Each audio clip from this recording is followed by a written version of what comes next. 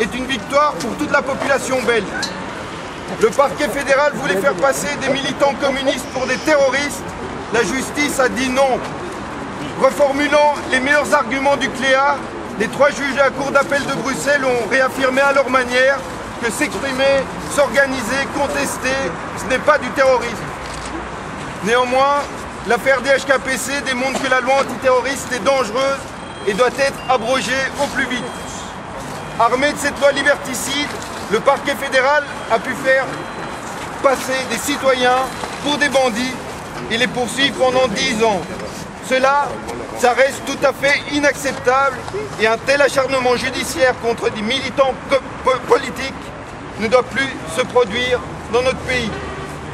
Mais aujourd'hui, ne boudons pas notre joie. Je cède tout de suite la parole à quelqu'un pour qui c'est une journée particulière, pour Bar Kim Jong-gur. Allez, Bar!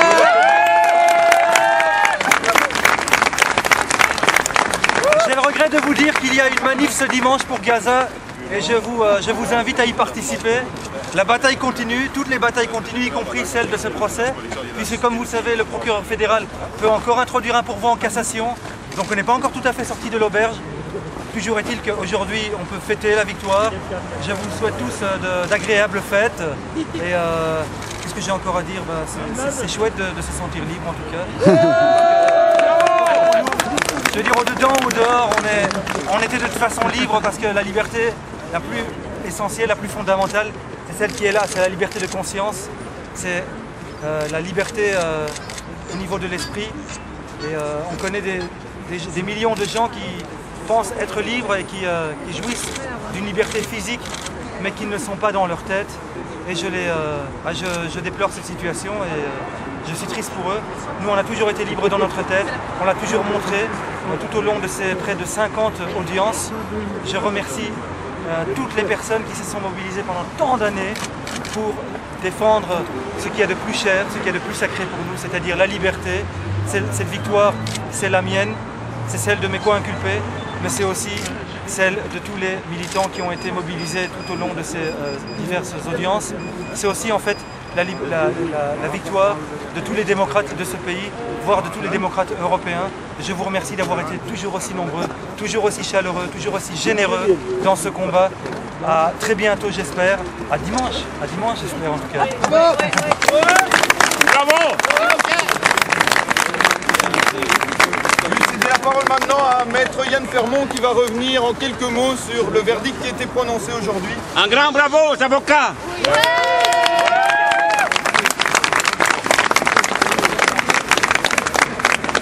Je crois que l'arrêt, il y a 2 réflexions, je pense, qui sont importantes. La première, c'est que l'arrêt dit clairement que les activités du bureau d'information du DHKC à Bruxelles, telles qu'il ressort du dossier, sont des activités qui n'ont rien à voir avec la participation à une organisation terroriste, mais sont des activités qui tombent dans le champ de la liberté d'expression. Et je crois que ça, c'est une décision de principe absolument essentielle parce que ça remet vraiment les pendules à l'heure. Ça veut dire que des gens qui informent sur des pays où éventuellement des conflits armés existent ne peuvent pas être considérés comme des gens qui participent à des organisations terroristes.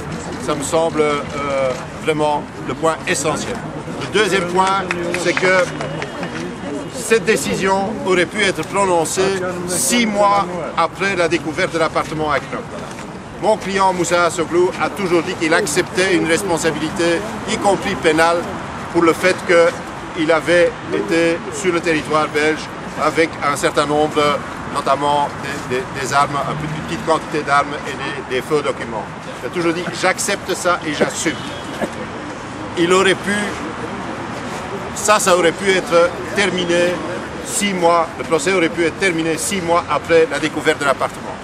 Le parquet a voulu gonfler artificiellement cette affaire en autre chose que ce qu'elle était réellement. Le parquet a voulu en faire une affaire de terrorisme, une affaire de terrorisme international, etc. C'est cela qui nous a coûté 10 ans, et c'est cela qui nous a coûté beaucoup d'argent. Enfin, nous, je parle alors de nous en tant que contribuables.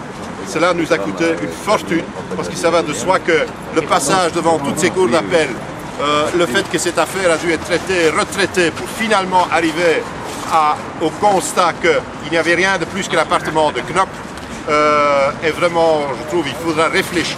Troisièmement, heureusement qu'en ce qui concerne les préventions de terrorisme, la Cour a remis les pendules à l'heure et n'a pas suivi la même voie que celle qui avait été suivie par la Cour de Gand.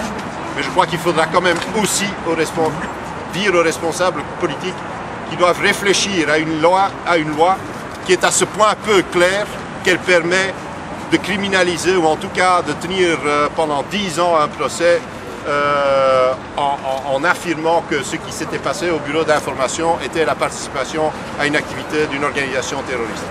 Le fait que des cours d'appel ont décidé dans des sens divers que de toute évidence les activités n'avaient rien à voir avec une activité terroriste, mais qu'on a quand même tenté de les qualifier là, démontre que cette loi est une mauvaise loi qui n'est pas claire du tout et qui permet de tenter, en tout cas, de criminaliser des gens qui n'ont strictement rien à voir avec des gens qui commettent éventuellement des actions terroristes. Donc, je crois que là aussi, il faudra, au niveau législatif, revoir cette législation, probablement l'abolir pour tout le mois.